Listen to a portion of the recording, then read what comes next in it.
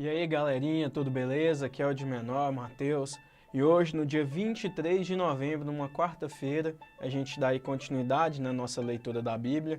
E hoje o nosso texto está lá em 2º e 3º João e também Judas. São cartas muito pequenas, mas que tem um conteúdo muito bom, muito legal da gente estudar. E eu queria trazer para vocês algumas coisas que me chamaram a atenção. A segunda carta de João se dirige a uma igreja eleita, a uma senhora eleita, que é uma igreja a qual ele visitou em alguma época de sua vida, isso não ficou muito claro. Ele vai tratar basicamente nessa carta sobre o praticar o amor de Deus, ou seja, obedecer o mandamento de praticar o amor, e sobre o cuidado que a igreja deve ter com falsos profetas e missionários. O que eu queria trazer para vocês sobre essa carta é que nós, como cristãos, devemos ser conservadores. Mas como assim, Mateus? Eu não posso levantar minha mão, eu não posso gritar aleluias?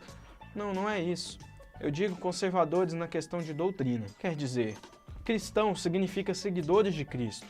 Ou seja, nós devemos seguir a Cristo. E devemos também obedecer os seus ensinamentos, seguir a sua doutrina. Portanto, devemos sempre permanecer nos caminhos do Senhor e na palavra dele, pois é ali que está a vontade de Deus. É na palavra que nós encontramos o que Deus quer trazer para nós. Logo, gente, qualquer mensagem que ultrapassar a doutrina de Cristo, ou seja, ultrapassar aquilo que Jesus Cristo ensinou, aquilo ali é uma falsa mensagem. E essa pessoa que traz essa mensagem não tem Deus no coração. Isso não sou eu quem fala, é João.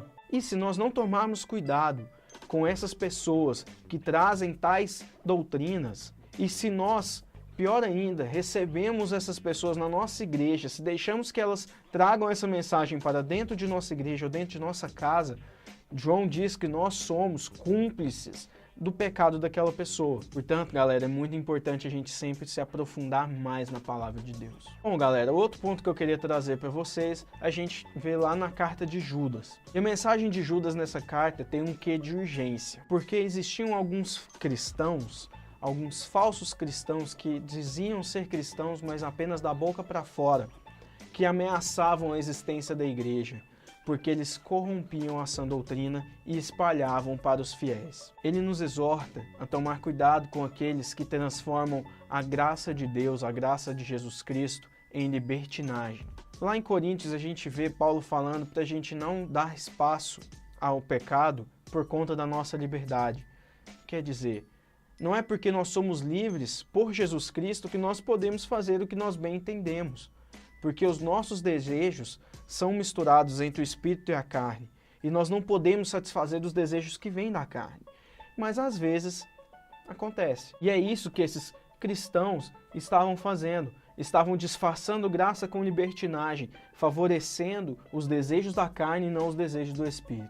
E pior de tudo, ensinando as pessoas a fazerem tais coisas. Judas vai trazer alguns exemplos bíblicos sobre o castigo que ímpios tiveram por parte de Deus por praticarem as iniquidades deles, como por exemplo Caim, Sodoma e Gomorra, entre outros. E ele faz isso para alertar os cristãos daquela época e também a nós sobre o preço de dissimularmos, de corrompermos a palavra de Deus. E dessa exortação de Judas, eu queria ler o verso 16 para vocês, se me permitem. Os tais, se referindo ali àqueles cristãos, são murmuradores, são descontentes, andando segundo as suas paixões.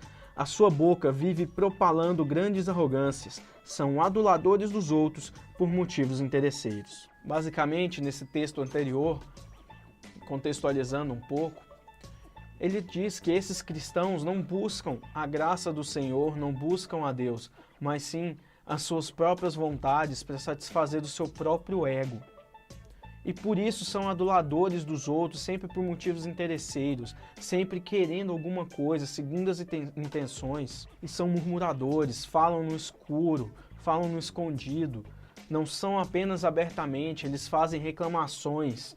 Enquanto uma pessoa está pregando o que é certo, eles vão naquele mais frágil e murmura para tentar dissimular o entendimento dele. E a gente não precisa ir muito longe para encontrar pessoas assim não, basta olhar na sua igreja, basta olhar ao seu redor. Nossas igrejas estão repletas de falsos cristãos que chegam reivindicando o título de mestres, de professores, de pastores e se colocam numa posição de autoridade. Se dizem aptos a ensinar sobre o Senhor, sobre os caminhos do Senhor, mas suas palavras apenas são da boca para fora. Suas ações não condizem com o Senhor, não condizem com os caminhos dele. E para a gente conseguir discernir tal corrupção da sã doutrina, só existe uma saída: aprofundarmos no estudo da palavra. Se nós conhecemos de verdade o nosso Deus, nada do que os outros dizem poderá nos influenciar. Outra coisa, nós temos de nos humilhar e destruir o nosso próprio ego. Sempre buscar a presença do Senhor e deixar que Ele governe as nossas vidas e não a gente mesmo.